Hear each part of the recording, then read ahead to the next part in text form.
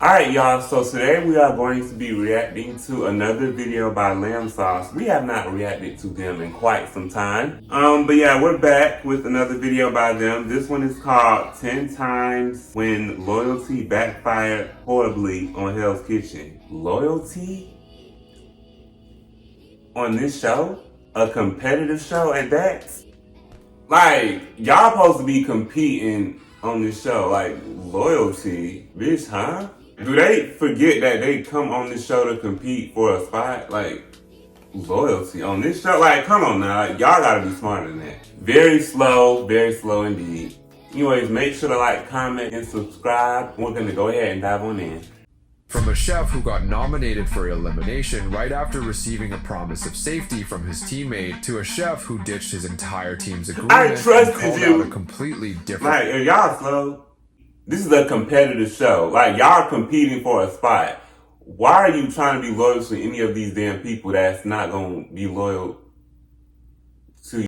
Y'all get what I'm trying to say. It's just stupid. Name at the chopping block. These are times when loyalty backfired on Hell's Kitchen. Starting with Keith from season 2, who backstabbed his closest ally twice in a single episode. With 5 chefs left in episode 7, Keith and Garrett were the only men left in Hell's Kitchen. And with the women outnumbering them, they had to make a pact. There's one thing me and you have to do is get on the same wavelength. I would pick you if I won. We got screwed the most. I'd pick you because fuck the girl. If I win a challenge, I'll pick Keith. There's 2 of us guys left. We just watch each other's backs, you know. And Keith even like, y'all ain't doubled down fucking when friends. Garrett's back. Y'all slow. It's supposed to be guys against chicks. Garrett's my boy. I've been on the blue team with him all the time. Whenever we think we can rise up, help out each other, we're gonna do it. Hopefully you can ride up. I'm sorry, I keep pausing it. This remind me of like the Bad Girls Club All-Star, whatever the fuck this shit was called.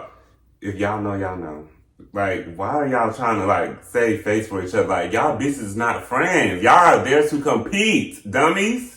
All the way to the finals. However, that trust was immediately thrown out the window when Keith wins the challenge the morning after, choosing Virginia to accompany him on his trip to Vegas instead of his so-called friend Garrett. I'm gonna take Virginia because hers was the second best. That was probably the weakest thing I think I've ever seen in my life. Keith, he's a liar. And Garrett wasn't going to let Keith off that easily. Nice quick friendship. No, listen, nothing. I feel listen, bad. nothing. You just fucking sat there and gave me your word. You're a liar. But in response to that, like, Keith y'all ain't answered fucking with the friends. only plausible explanation he got. What do you want me to say? It's too late now, man. I'm sorry. I said her name, you know, I was fucking torn. How would that cross your mind? Because of the food. But Garrett wasn't done with Keith just yet. Put yourself Dude, in I'm my sorry, man. shoes. What do you If want I me had to said do? that to you and I did something like that, how the fuck would you react? I would be pissed. I would disown you. However, all Keith could give was a half-assed apology, pretending that he was severely affected by the decision. I'm sorry, man.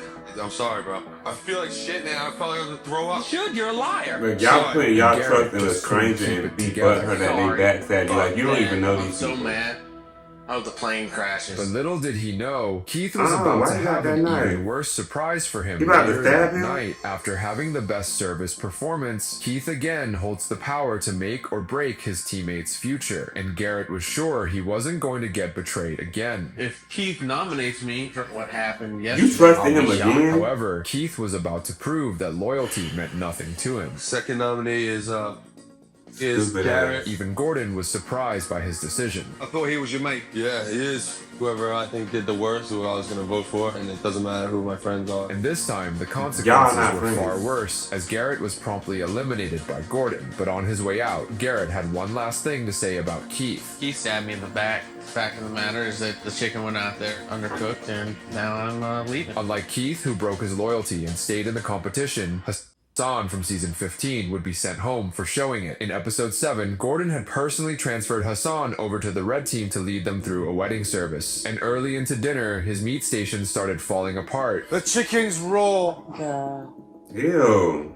Come here, you. Go, go, go, go, go. Yes, chef. Please don't be doing this. Honestly, I swear to God, one more mistake and I'm gonna kick you all out. Nevertheless, even Hassan's second attempt wasn't any better. Chicken's raw. Hey, Yeah. Ollie, come here.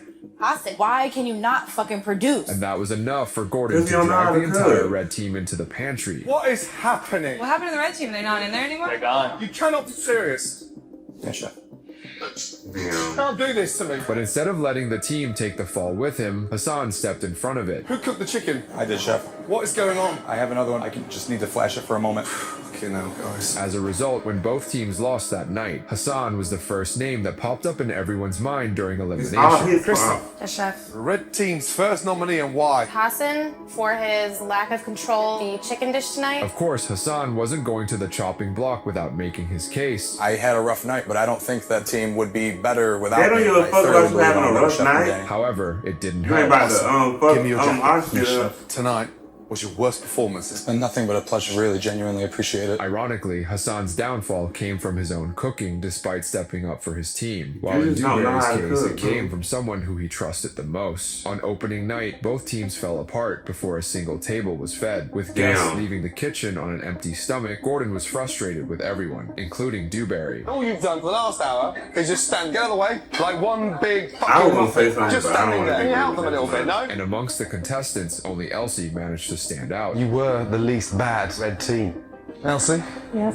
I want you to nominate two of your team for elimination. So Elsie pulled him aside privately for a conversation. You're not happy here, are you? I didn't think I was happy here, but then the prospect of actually leaving was not a happy one. And after hearing all that, Elsie decided to make an important decision. You know, and what happens tonight, if I get picked and Chef decides it's time for me to go, you know what? Enough. You're not going anywhere. After talking to Elsie, everything's going to be okay. Later, during elimination, when Gordon No, asked she her a damn about her lie. first nominee, it was Carol Ann. However, it was her second choice that made all the difference. And second nominee, and why? Second nominee is Dewberry. And when Gordon asked why he should remain in Hell's Kitchen, Dewberry replied with, I do feel that I have more of a base knowledge, and that certainly does give me an advantage, and that is probably the greatest thing that I had to offer. After hearing both of their pleas, Gordon reached You his so for real. conclusion. So my decision is Carolyn. Although Dewberry was safe, Elsie's promise wasn't something he forgot that easily. I was so shocked, put up on the chopping block. Next time it were me picked, I would certainly have to consider that it would be payback time. Similar to Elsie, Michael from the same They season be also so broke a petty on promise you. to a friend, but his was calculated from the start. The day before pasta night service, Michael and Chris found themselves in a late night conversation in the dorms, and Chris was upfront about the potential strategy one might use to get ahead in the competition. I'd love to see it in the end.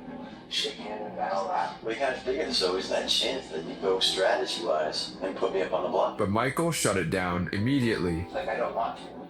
Nice, man. It's from here, man. You gotta offend me. However, things turned much more interesting I know when he the not red team fucking this lost that man. night, and Michael was named best of the worst. Michael, you took care of the dessert. Feedback, outstanding. I want you to nominate for elimination. And during deliberation, Chris sat down with Michael to help him figure out who to put up. Kind of stuck, you know. People that I had to choose. What would you do? You could if it was me, I'd have to go Jimmy Elfman. Bottom line, Jimmy was crap on the floor. In fact, Jimmy was indeed Michael's first nomination, but it was his second nominee that surprised everyone. My second nominee is Chris.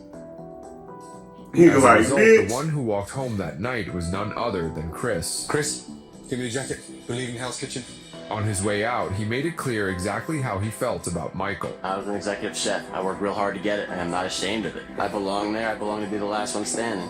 Michael took the easy way out. And Michael's confession later confirmed exactly what Chris thought. Chris was definitely my biggest competitor. This is a competition, and there's one winner. But Michael wasn't That's done what I'm after saying, Chris it's a because later in the competition. Why y'all season be he found a surprised different when way you to sabotage go the back people there, around him. y'all? During the finale dress rehearsal in episode 10, Like, both y'all don't even Michael know and these Ralph things. took turns running the pass. When it was Ralph's turn, Michael deliberately left a crucial ingredient out of his risotto. I think I can go without having crab in them. What you talking about? It's my risotto. I wanted to make risottos the whole night without crab. I was just seeing what I could slip past. And it completely went under sound like he Ralph's said radar. crap. Have to taste. I tasted it. You tasted it, yeah? In my head, I was just sort of laughing. Can't believe he's letting him go like that. Because of that, the dish immediately came back to bite Ralph in the ass. The risotto is bland, and he's telling me as well, how could you call it a crab risotto without crab in it? There's no crab in there at all? There's no crab in the risotto? Did you taste it? So Gordon made sure Ralph knew exactly who was responsible for it. Ralph, right, you should know that. Well, you've got to taste everything, yeah? You're in control, and you should spot those kind of things, yeah? Yeah, risotto without crab.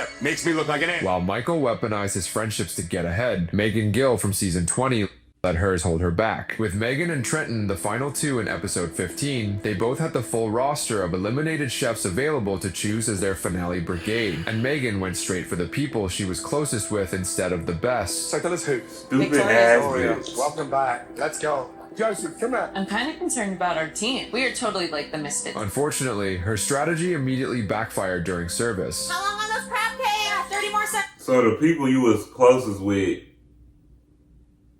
didn't know what the fuck they was doing, is what I'm getting from this. So you picked them because you were closest to them, but not the people that actually knew what the fuck they was doing.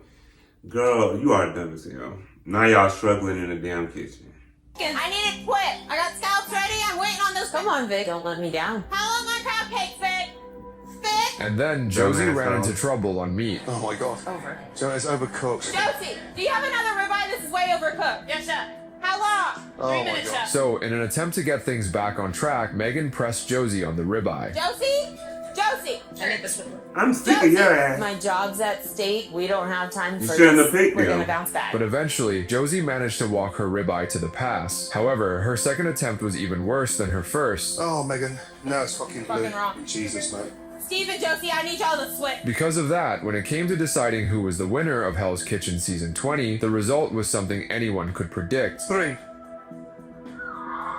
The blue team won? Unlike Megan, who chose to rely on her friends, Season Dumbass 17's bitch. Manda was forced to rely on one and paid the price. During Italian night service in episode 6, Manda was on appetizers, but she had celiac disease, which meant she couldn't taste her own pasta, so she needed someone else to be her palate. I have celiac disease. I am not supposed to have. I ain't never heard that before. It makes me so incredibly sick. And teammate Michelle was the first one to help. Taste that for me. Is that done? 30 more seconds. Even though I can't really taste it, I am not letting celiac disease take me down. Little did she know, her pasta was nothing like she expected. Over here. I want you to taste it. Come here. Dig in. It looks like a lot, chef. Taste it. Just taste it. Crunchy as fuck. And Manda wasn't shy about who was responsible for that. Fuck me, Michelle. You told me it was cooked. However, on Manda's next attempt at spaghetti, Michelle stepped in again. I need a mouse. Here, Michelle. It's done. How the fuck y'all know how to cook damn But spaghetti? this time, it took a third person to catch what Michelle missed. It's raw. Yeah, thanks, Michelle. My bad. Good job. Girl. Fucked me twice now. Much like Amanda She sure Giblin did, from season boo. 11 also trusted the wrong teammate, but her gamble was far bigger. Going into steak night service in episode 9, Amanda was assigned to the meat station, but she had concerns about her own ability to handle it. How you feeling? Need a brush. I don't like the blue. I'm not comfortable with steak temperatures. So she handed the station over to someone more qualified for the challenge. Jacqueline is a strong chef. She has a lot of knowledge. I'm gonna let her drive the station. However, the first fillet told a completely different story. Oh, damn. Fucking hell. Fuck my life. Raw fillet, the easiest to cook, the most in demand, cold and raw. Instantly, Amanda regretted her earlier decision, Jacqueline says Damn. it's good. I trust her, and they're raw. and neither was Jacqueline. Amanda doesn't know how to tempt me. Me putting trust in people, the wrong thing to do. It won't ever happen again. Because of that, they tried even harder at the second attempt to redeem their mistakes, but it immediately proved that both of them had learned absolutely nothing. What is it for the second fucking time? It's still Fucking raw, raw. chef. That's right, it's fucking raw. And this time, Gordon had seen enough. You, fuck off, all 4 of you. Get out, get out. For that reason, Yeah, both that's of them almost were the whole called damn forward at team. elimination. First nominee, Our first nominee, chef, is Amanda. second nominee, and why? Our second nominee is Jacqueline, chef. And it was That Jacqueline who bitch got the can't short cook. end of the stick. Amanda, back in line.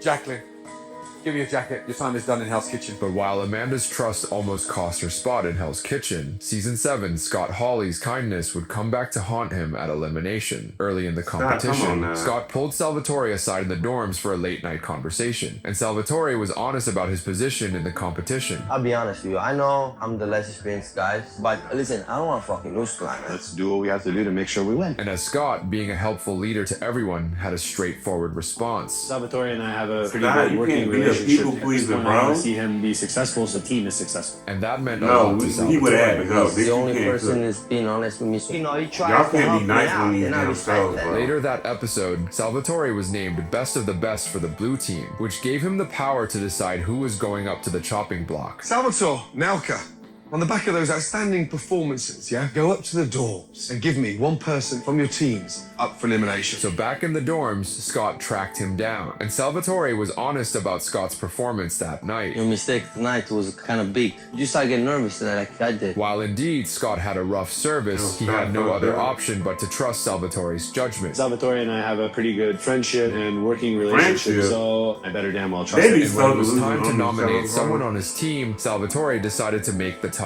call. My decision is Scott. While Scott got stabbed in the back by someone he personally mentored, Michael Gabriel from season 12 would take it even further by doing it to his entire team. During Gastropub Night service in episode 10, the blue team was falling behind with their fish and chips. Just touch that. It's not overcooked, it's like mush. It's like soaking wet, diaper shit, fish and chips. Because of that, Gordon ran out of patience with all of the blue chefs. You. Fuck up upstairs and come up with 2 individuals. For elimination, get the fuck out of here. Now, get out! So after some quick debate, the team settled on their 2 nominees. Who do you think should go up? Gabriel. I'm gonna say Scott. I'm not gonna lie to you. Jason? Yeah, Gabriel and Scott. I'm gonna agree with you guys. But Gabriel had a different read on the situation. I can't believe this shit right now. To pick me over Ralph, all he had was fish and chips. And he completely fucked it up. Are you serious? He ain't better than me. When Gordon asked Gabriel for his nominees, he gave the first name without hesitation. Who was the first nominee and why? Chef Scott, Chef. Why? He's nothing but a professional expediter, Chef. All he does is talk. And then he gave a second name that wasn't even on the list. Second nominee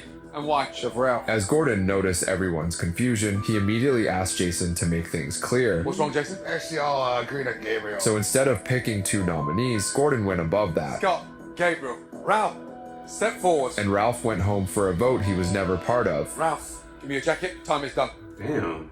You are not ready to be a head chef. Thank you. Yeah. Loyalty on this show? Nah. Not on no damn Hell's Kitchen. Like, again, this is a competitive show. I don't understand why y'all would trust any of these people around y'all. Like, y'all don't know them, and they're not your fucking friends. Simple. What are y'all thoughts on this video? Make sure to like, comment, and subscribe, and I will see y'all in the next one.